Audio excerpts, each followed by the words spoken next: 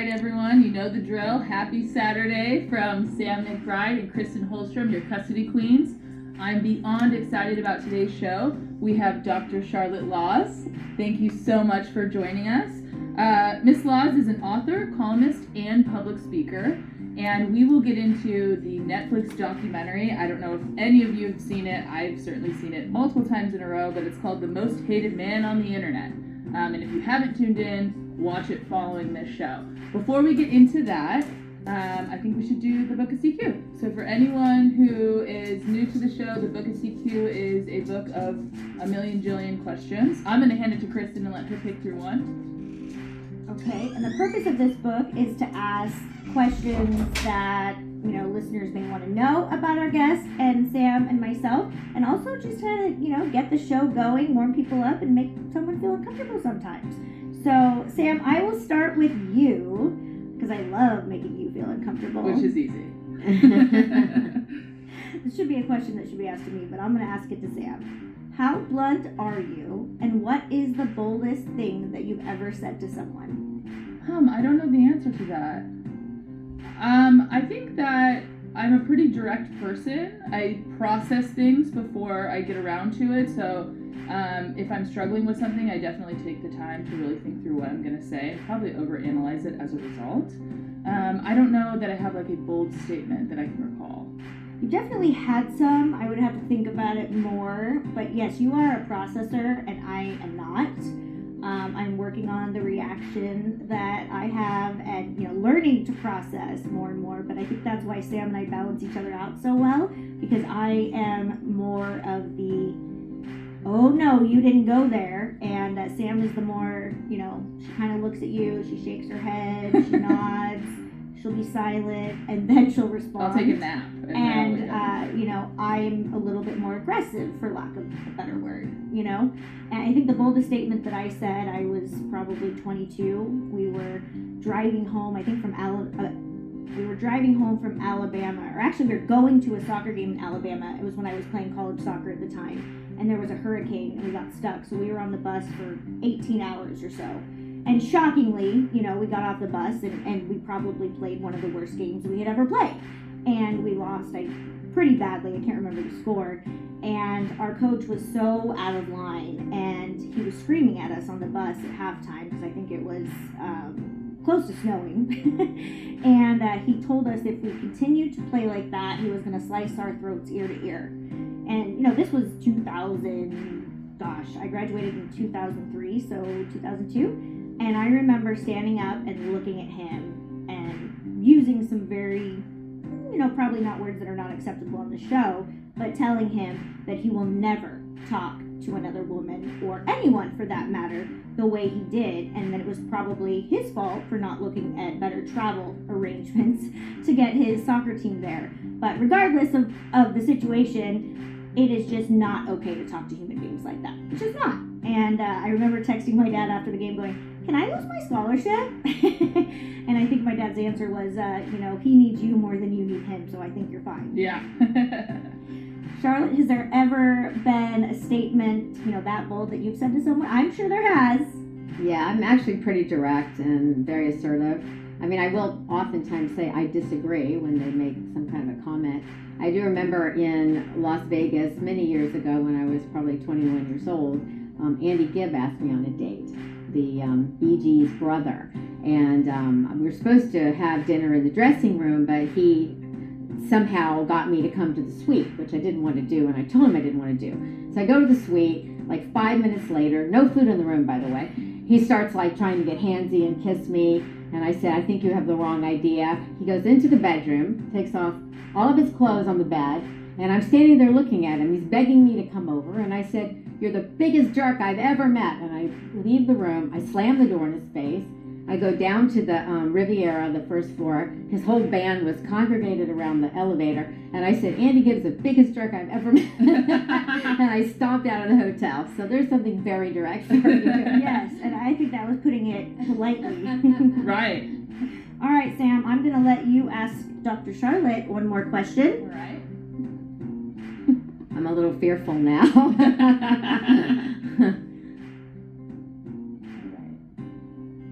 Do do you have a toxic trait? If so, what is it?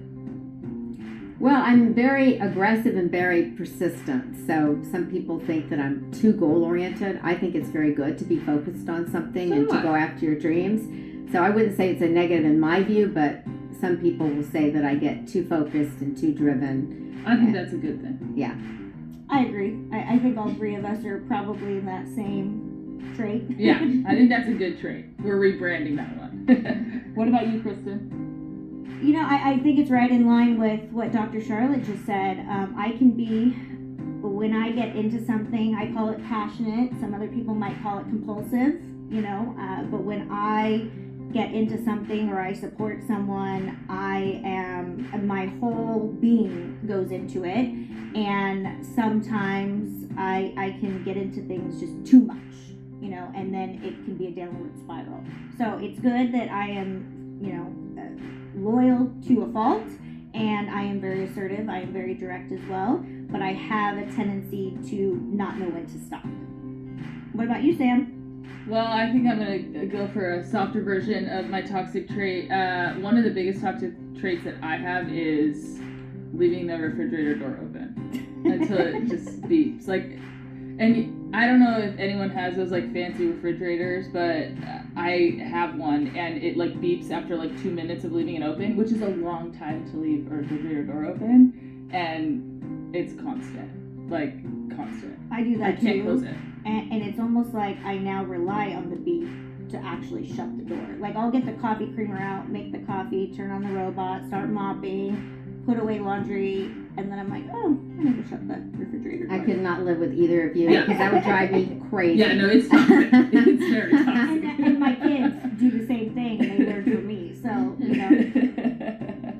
All right, so let's get into where I first saw you. You know, I'm a big Netflix fan, and I always kind of go to that top 10, you know, and I always kind of read the summary before I watch. And I saw this show called The Most Hated Man on the Internet, and it grabbed my attention for many reasons, and so I watched it. And I will tell you, I had so many emotions watching that show, and I'm so glad it was brought to light because I think it happens to so many women. But I loved you on the show. You would be a heck of an attorney if you ever decided to go that route.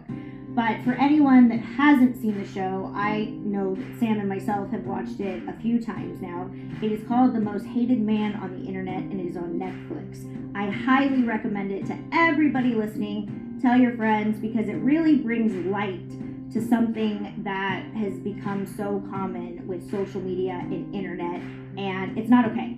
And I'm really glad that we have Dr. Charlotte sitting here with us. Yeah, me too. And before I knew that you were joining us, I watched this documentary and I was cheering you on. I was by myself with a big bowl of popcorn, literally, and I was yelling at the TV going, Charlotte's not done, everyone. And you were just absolutely fabulous on the show, but I mean, really very admirable. Thank you. Genuine. I loved how relentless you were. And we're going to get more into the show. I promise everyone listening, we will get more into the show. But it sounds like you've just had a really interesting life this far. Can you tell us a little bit about it? Yeah, I was adopted at birth and eventually tracked down my birth family. But I had a very bad childhood with a verbally abusive dad. My mom committed suicide when I was 16. My brother was killed in a car accident 2 years later. And so I didn't really feel like I had a family growing up. So I gravitated towards the entertainment industry and kind of got to know a lot of people through party crashing and, you know, getting to VIPs, and whether it's the president or heads of corporations or entertainers. And moved to Las Vegas and lived there for a couple of years, and then ended up in Los Angeles. And I've had over 30 different jobs. I've done like everything, Wow. from being a lecturer to the FBI to being a cab driver. I was a bodyguard for a prostitute when I lived in Las Vegas, which is a crazy job. I was a backup singer for an Elvis imitator. Wow. I actually was the kind of the head of a small mediation, like a legal organization, funny enough. My husband is an attorney, so I was the director of a mediation arbitration organization. So you've really done it all. So I've done lots of different stuff, and so so I've had a very interesting life, and I was a single mom raising my daughter, and got married when she was, I don't know, maybe like 10 years old or so, and I'm into animal rights, so I have chickens, and I have rescue dogs, rescue chickens. Named Sam, by the way. Sam? Yes, I have a chicken named Samantha and a dog named Sammy. So I'm all covered on all bases. My brother has a dog named Sam. Yeah, everyone has a I dog do know. named Sam. And growing up, we had I can't remember the kind. It was like an Alaskan Terrier named Sammy. I want to name my dog Sam, but I feel like that would be a little too narcissistic. So I named my dog Pam. So it's Sam and Pam, but... I have a chicken named Pam. We're on the same page on all this. You remind me a lot of someone that's super close to Sam and I. She is on our team, and we joke with her because, I wouldn't be shocked if she had a unicorn in her backyard. But she has, I don't know, several animals, some that may not even be legal. And I'm staring right at her, and she's giving me a look. But I always say animal lovers are the best people because you know their heart. But I love that you've worked so many jobs. I too have worked many jobs. I started at Togo's and Juice Stop, and I've done sales. But I think working in different jobs when you're younger, and then picking obviously what's right for you when you're ready, it makes you a better and stronger and more direct person because you get to learn all these different skills at each of the jobs. Now, what was the most important job being the bodyguard to the prostitute? She was just some girl. I hardly even knew this woman. She lived in my apartment complex when I was living in Vegas. I was like 20 years old, and she normally worked through the casinos, and the bellhops would send her to a room, and she had to go to some house, and she didn't know who this person was, and so she basically just paid me $50 to be her guard, which of course is kind of humorous because I'm 4'11". I'm not much of a bodyguard, but to me, I needed the money at the time, and so I was like, all right, and it was definitely a weird experience, and after that I said I'll never do that again. I have retired from being a bodyguard to a prostitute. That's the end of that. That's funny. So I have here that you've crashed the Secret Service 4 times? I have, yes. That is incredible. How do you crash the Secret Service? Different ways, but tell me, I'm interested. The first 2 times was to interview Ronald Reagan. Actually, the first time was just to meet Ronald Reagan. The second time was to interview him. And pretty much what I had called the White House and asked for an interview. I wanted to interview him for my book because I had this party crashing book I was writing. And they said, you can't do that. He's not interviewing with anyone for 6 weeks and all this. So I knew that he was in town and that he went to a party that Walter Annenberg had every year in Palm Springs. And I knew where everyone was staying at the Beverly Hilton, his people. So I just went over there. I said, I have to do this in person, And I went over there, and these 2 guys were setting up camera equipment out in front of the hotel. And I just thought they were probably with the White House. So I just went over and I started schmoozing. And I said, what are you guys doing for New Year's Eve? And one of them said, we're going to a party. And I said, well, do either of you need a date? And the one guy said, yeah, I could use a date. And I said, great. He said, well, it's all the way in Palm Springs. Do you want to go all the way down there? And I said, that would be fine. And I said, is the president going to be there? And he said, yeah, he will. That's amazing. So I went down, I got my interview, and it went really, that was one of my times. Another time I crashed George Clooney's house when Obama was having a fundraiser there, and I pretended to be making a pharmaceutical delivery to get past the Secret Service. And I had ponytail holders in this bag, so I was like praying they would not look in the bag because there was nothing pharmaceutical in the bag. So I got up to the house and schmoozed and, That's incredible. So that was a couple of times. I have 3 main comments. 1, you're a girl after my own heart. You go after exactly what you want, and you have no problem asking whomever to do what you want to get what you want. I love that. I am similar in that manner. There is no shame in my game, and I openly admit that. Second, I am a little concerned with the security the Secret Service are providing. And I can't remember. You're like one of the most notorious party crashers in the world, though. Yeah, I'm number 4. And I'm very proud of this. I used to want the Nobel Peace Prize, but then I became the 4th most notorious party crasher, and I said, I have arrived. Yeah. But I beat Bill Murray. I beat Queen Elizabeth, who was number 14. Bill Murray was number 6. Serena Williams and Lady Gaga apparently party crashed because they got honorable mentions, but they did not make the list. So I'm very proud of my That status. is unreal. That is unreal. That is unreal. I want your secrets after we're It done. is mostly those celebrities and media people who crash. Regular people are kind of afraid and don't do it, but celebrities do it all the time. And sometimes they get in, and sometimes they get turned away. I've seen it happen many times.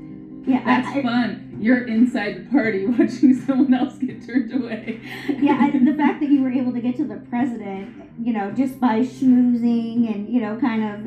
Well, one time I got into the Grammys. I was in the Grammys, and I went into the party, and James Brown had been a presenter at the Grammys, and he lost his ticket and he couldn't get in. I had to help him get in to the party, and I wasn't even supposed to be there in the first place. Let me help you get a ticket.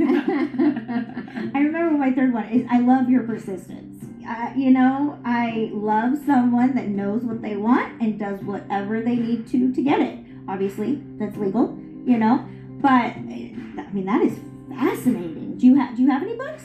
Yeah, I do. I actually have a couple of memoirs. One is called Undercover Debutante. The other is called Rebel in High Heels. And then I have a couple of other books. One is about my grandfather. I tracked down my birth family, and my grandfather, my natural grandfather, my mom's father, was killed by a devil worshiper in 1948. And it's an amazing story. Plus, he was Italian, so he was the object of prejudice. It was like he was kicked out of his house because it said, the CCNR said no Italians, no blacks, the whole list. He was kicked out of 2 law offices for being Italian. So I wrote a book, a nonfiction novel about his life. So those are my three most recent ones are those 3 books. That is very impressive. And can I find those on Amazon? You can. Okay. All right. And for everyone listening that may not have caught those titles, we will have them listed. When you watch our show, make sure you go to custodyqueensonair.com or YouTube. All of our past shows are listed on both of those sites. That's custodyqueensonair.com. So, yeah, before I leave here today, I'm going to, one click a couple of Dr. Charlotte's books because I love the name of the Rebel in High Heels. Yeah, that's a really good name. I love that. I love that. That's awesome. All right, let's get into this documentary. So, Charlotte, can you tell us a little bit about what the documentary is about for anyone that hasn't seen it?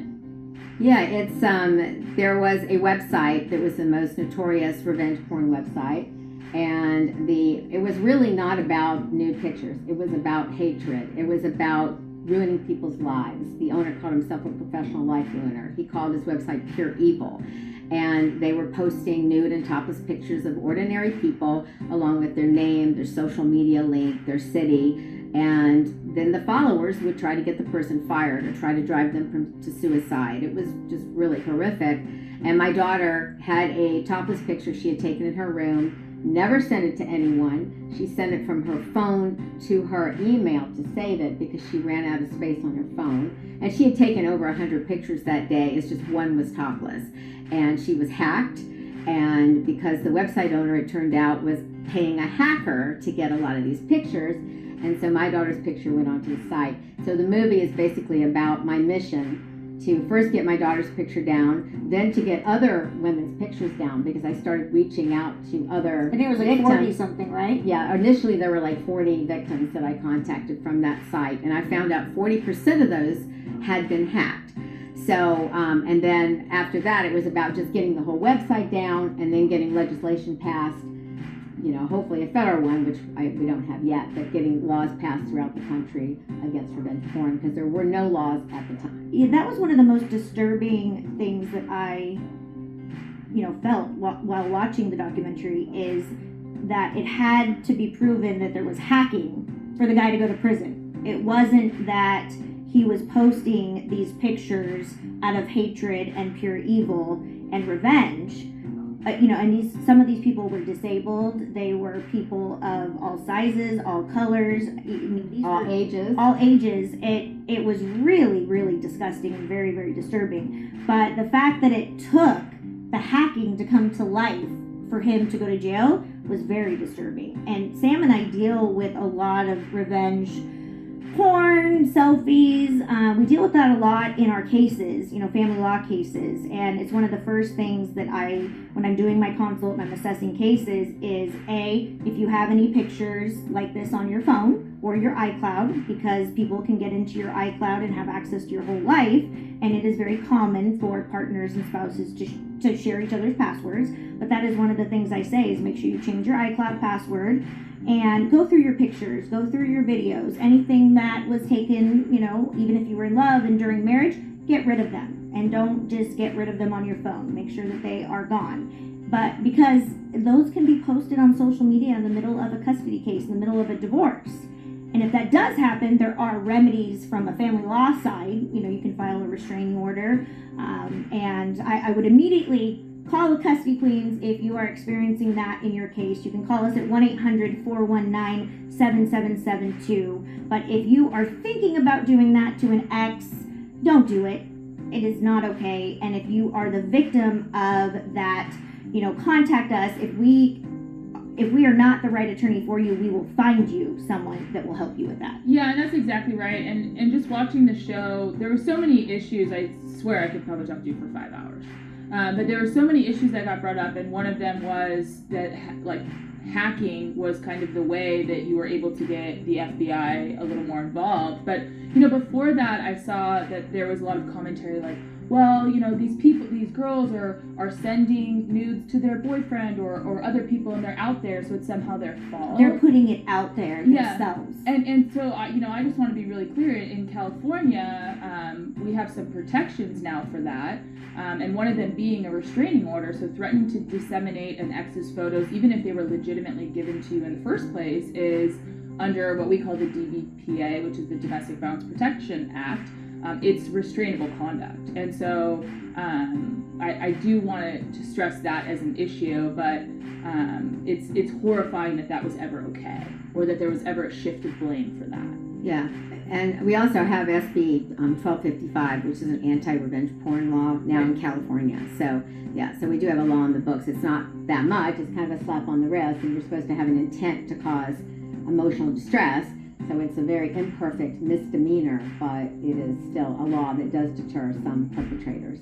But yeah, the victim blaming was terrible back then. I mean, it was before the Me Too movement, and so, we were attacked all the time by media, by law enforcement, by politicians, and by ordinary people. I mean, we were just, sorry, it's the victim's fault, and that's, I would never do something like that, and too bad for them. And so it was an uphill battle.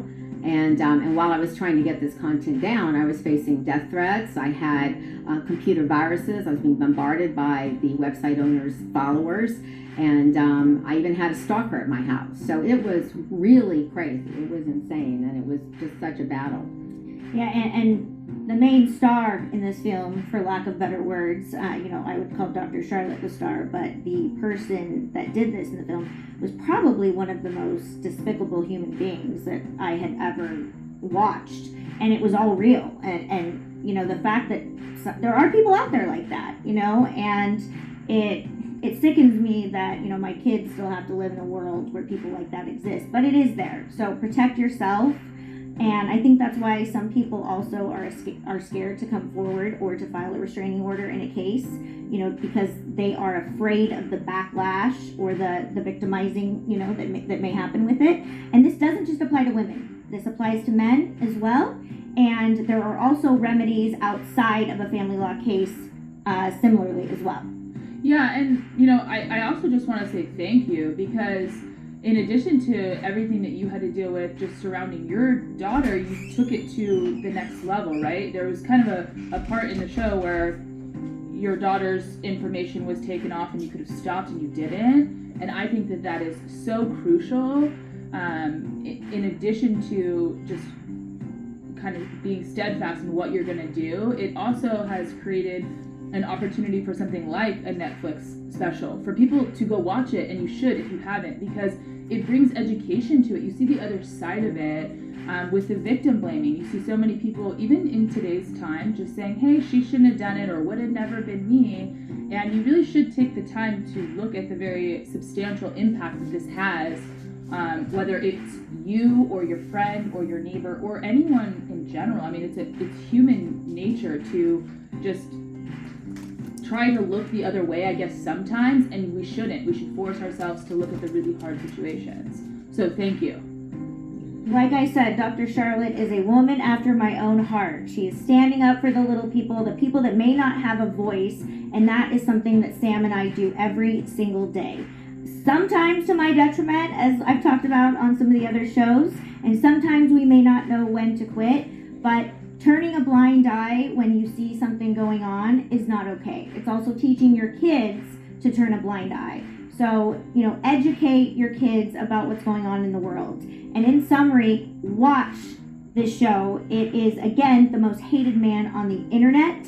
And, realize that Charlotte's daughter is she could be my child, she could be your child. This was just a normal girl that took a private picture and it was blasted for everyone in the world to see if they went on that website.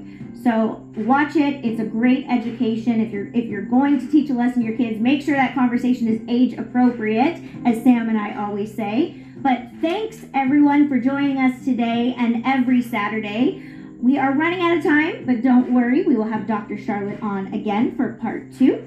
And it has been such a fun show. And just real quickly before we wrap up, what are you working on now? I'm working on a book. I actually have a book, and I also have a screenplay I just finished, and it's on animal advocacy. Essentially, it's kind of an academic book. I'm very interested in your life. And if I need to crash any parties coming up, can I get your cell phone number? Well, you can read my memoirs. So there's a lot of party crashing in my memoirs. There's a how-to. I will have it tomorrow. But thank you everyone for joining us. Make sure that you call us the Custody Queens. You can visit our website, custodyqueensonair.com, for all of our past shows, and you can go to our website to fill out a form. That's custodyqueens.com, and call us at 1-800-419-7772. That is 1-800-419-7772. And remember, let love rule.